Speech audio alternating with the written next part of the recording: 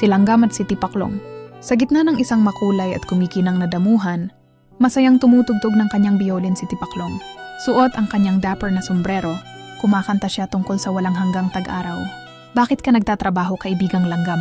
Tawa ni Tipaklong habang pinapanood. Si Langgam na hila-hila ang isang butil ng mais na mas malaki pa sa kanya. "Sumayaw tayo!" Ang sikat ng araw ay libre. Huminto sandali si Langgam, nagpahid ng pawis, at ngumiti ng may pag-aalala. Ang tag-init ay oras para mag-imbak, Tipaklong.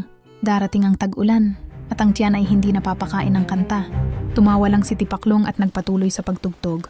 Ngunit sa isang iglap nagbago ang langit. Naging abo ang asul, at bumuhos ang malamig at malakas na ulan. Nanginginig at basang-basa, kumatok si Tipaklong sa pintuan ni Langgam. Sa loob, mainit, maliwanag at puno ng pagkain. Binuksan ni Langgam ang pinto, hindi upang manumbat, kundi upang mag-abot ng mainit na tsa. "Salamat kaibigan," bulong ni Tipaklong. "Ngayon ay alam ko na." "Ayos lang," sagot ni Langgam ng may kindat. "Basta sa susunod pagkatapos ng trabaho, ituturo mo sa akin ang pagtugtog ng biolin."